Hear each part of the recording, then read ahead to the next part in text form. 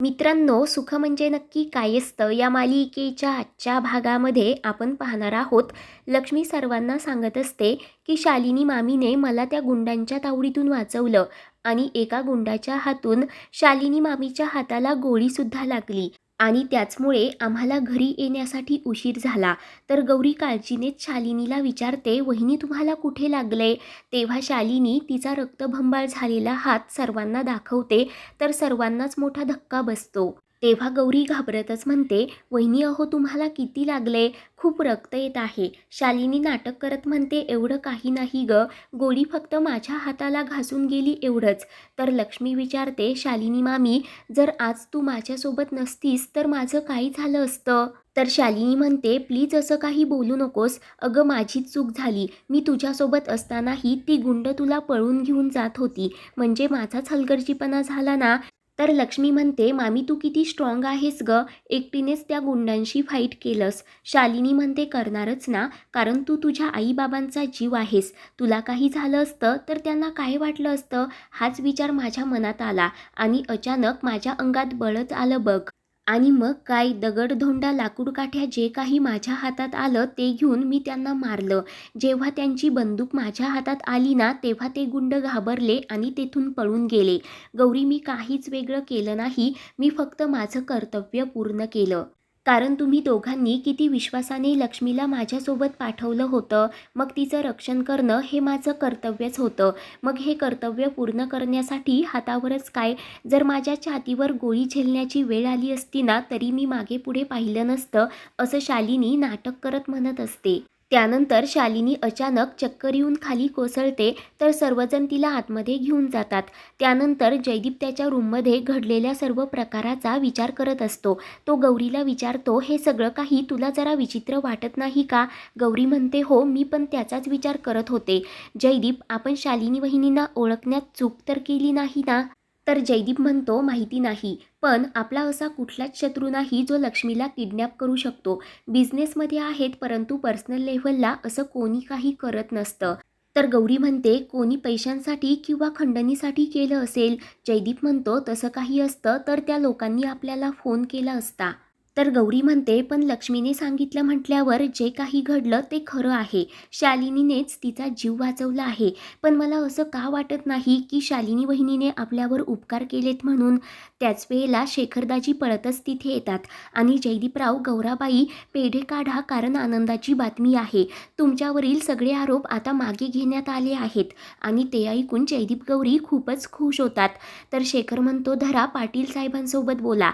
तेव्हा पाटील साहेब जयदीपला म्हणतात की आम्हाला माफ करा, आमचा थोडा गैरसमज झाला होता, परंतु 3 वर्षांपूर्वीच्या त्या फाईल्स सापडल्या आणि तुम्ही निर्दोष सिद्ध झालात. आता तुम्ही सर्वजण पूर्णपणे फ्री झालात. तुमच्या घरावरील पोलीस पहारासुद्धा मी हटवण्यास सांगितलं आहे. आणि ते ऐकून जयदीप खुश होतो.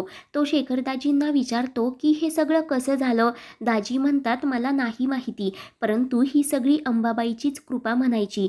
जयदीप विचार करत म्हणतो, 3 वर्षांपूर्वी तर ही कंपनी शालिनी वहिनींच्या ताब्यात होती ना. तर गौरी म्हणते, म्हणजे यातून सुद्धा आपल्याला शालिनी वहिनीनेच वाचवलं. शेखरदाजी म्हणतात, याचा तपास आपण नंतर लावूयात, परंतु सर्वात अगोदर मी आनंदाची बातमी दादामाईंना सांगून येतो. तर इकडे माई अजूनही अंबाबाई समोर जगदंब नावाचा जप करत असतात. दादा त्यांना समजावत असतात की हे सगळं आता थांबवा, परंतु माई म्हणतात, नाही, जोपर्यंत माझ्या जयदीपवरील संकट दूर होत नाही ना तोपर्यंत मी हे व्रत नाही सोडणार. त्याच वेळेला जयदीप, गौरी आणि शेखरदाजी तिथे येतात. तर गौरी म्हणते, माई मग आता लगेच हे व्रत सोडून द्या, कारण जयदीपवरील सर्व आरोप आता दूर झाले आहेत. आत्ताच त्या साहेबांचा मला फोन आला होता. तर जयदीप म्हणतो, हो माई, आता हे सगळं करण्याची तुला काहीच गरज नाही, कारण संकट टळलं आहे. तेव्हा ते ऐकताच दादामाई खूपच खुश होतात आणि मोठ्यानेच अंबाबाईचा उदो उदो करतात. माई म्हणतात, आई ही सगळी तुझीच कृपा आहे ग, तुझे आशीर्वाद नेहमीच आमच्या पाठीशी असेच असू देत. आणि त्याच वेळेला उदय तिथे सांगतो की शालिनी वहिनी शुद्धीवर आल्या आणि ते ऐकून सर्वजण आता शालिनीच्या रूमकडे जाण्यासाठी निघतात. तर इकडे मल्हार शालिनीची काळजी घेत असतो. तर शालिनी म्हणते, मी इतकी वाईट वागले तरी तुम्ही सर्वजण माझी किती काळजी घेता. मल्हार म्हणतो, आता हे सगळं बोलण्याची वेळ नाही, तुम्ही आराम करा. तर तेवढ्यात देवकी तिथे येत म्हणते, मल्हार भाऊजी तुम्ही बाजूला व्हा बरं, मी जाऊबाईंची दृष्ट काढते म्हणजे त्यांना पहिल्यासारखं बरं वाटेल. म्हणून देवकी शालिनीची दृष्ट काढत असते. त्याच वेळेला घरातील सर्वजण शालिनीला भेटण्यासाठी तिथे येतात. तर आता जयदीप गौरीला समोर पाहताच माईंनी दिलेल्या शिक्षेप्रमाणे शालिनी हात जोडत म्हणते, जयदीप गौरी मला माफ करा. त्यावर माई म्हणतात, असू द्या, आज तुमच्यामुळे माझ्या लक्ष्मीचा जीव वाचला. घरावर येणारं संकट तुम्ही परतवून लावलं आणि जे माझ्या गौरीने केलं असतं ना, ते आज माझ्या थोरल्या सुनेने करून दाखवलं. आज खऱ्या अर्थाने तुम्ही माझ्या सून शोभत आहात. तर दाजी म्हणतात, खरंच तुम्ही खूप मोठं धाडस दाखवलंत. पण ती लोकं कोण होती, तुम्हाला काही अंदाज? त्यावर शालिनी म्हणत असते, अंदाज कशाला बांधायला हवा, मला माहिती आहे ती लोकं कोण होती ते. चिंतन बाबांची माणसं होती ती. त्यांना माझा बदला घ्यायचा होता ना, म्हणून त्यांनी लक्ष्मीवर हात टाकला. त्यांचा काहीतरी बंदोबस्त करायला हवा आणि तो मी करणारच. कारण ते कधी पण आपल्या घरावर हल्ला करू शकतात. आता माझा जीव गेला तरी चालेल, पण या घरावर मी कुठल्याही प्रकारची आच येऊ देणार नाही. ते ऐकून माई धक्क्यानेच म्हणतात, तुझ्या तोंडून हे ऐकताच मला खूप बरं वाटतंय गं. शालिनी म्हणते, मला हे करावंच लागणार, कारण हे सगळं तर माझ्यामुळे होत आहे ना. माझ्या कर्माची फळं हे घर किती दिवस भोगणार आहे. माझ्यामुळे देवीला घराबाहेर जावं लागलं. मी मरत का नाही हेच मला कळत नाही. म्हणून आता शालिनी रडण्याचं नाटक करत असते. तर माई म्हणतात, बस झालं, आज तर मरणाची भाषा अजिबात करू नकोस. आज माझं सगळं कुटुंब एकत्र झालं आहे. माझी इच्छा आज पूर्ण झाली. आपल्या या आनंदाला कोणाची दृष्ट लागायला नको. कारण माझ्या एका हाताशी माझी लेक आणि एका हाताशी माझी सून. मग मला आणखी काय हवं आहे? सुख म्हणजे वेगळं तरी नक्की काय असतं? आता हाच गोड संकेत मानून आपण अंबाबाईला पुन्हा एकदा आपल्या घरी घेऊन येऊयात. ही सगळी तिचीच तर कृपा आहे. उद्या सकाळीच आपण थाटामाटात वाजत गाजत आईला घेऊन येऊयात असं माई सर्वांना सांगतात. तर दादा अंबाबाईचा उदो उदो करत असतात. सर्वजण खुश असतात. त्यानंतर इकडे मल्हार एकटक शालिनीकडे पाहत असतो. शालिनी विचारते, असं का बघताय? मल्हार म्हणतो, सर्वजण तुमच्याकडे असंच बघत आहेत. ही शालिनी खरी की खोटी कुणालाच कळेना झालं. त्यावर शालिनी म्हणते, कुणाला काही का वाटेना, पण मी ठरवलंय आता फक्त आणि फक्त चांगलंच वागायचं. मल्हार म्हणतो, असं जर असेल ना तर मी नेहमी तुमच्या सोबत आहे. त्यानंतर इकडे गौरी लक्ष्मीला झोपी लावत असते. लक्ष्मी म्हणते, आई मला झोपण्यासाठी तुझा पदर दे ना गं, किती मऊ मऊ आणि मखमली आहे.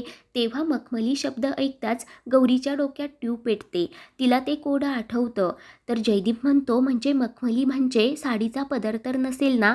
म्हणजे अंबाबाईला साडी तर व्हायची नसेल ना?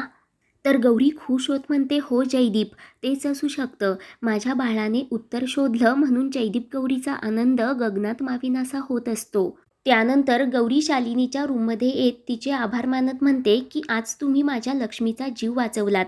शालिनी मनाशीच म्हणते, अरे वा, मला हाच तर विश्वास कमवायचा होता, नाहीतर मी त्या विश्वासाचा घात कसा करणार? तर पुढील भागामध्ये गौरी चिडूनच शालिनीला म्हणते, तुमचा डाव मला चांगलाच माहिती आहे, पण जोपर्यंत मी जिवंत आहे ना तोपर्यंत मी तुमचा एकही डाव सक्सेसफुल होऊ देणार नाही. तर शालिनी चिडूनच आरशाची काच फोडत म्हणते, अगोदर गौरी मी तुझाच जीव घेणार. येत्या 17 नोव्हेंबरला मी तुझ्यासोबत घरातील प्रत्येकाची चिता पेटवणार. तर मित्रांनो, अशाच मालिकेंचे पुढील भाग पाहण्यासाठी आपल्या चॅनल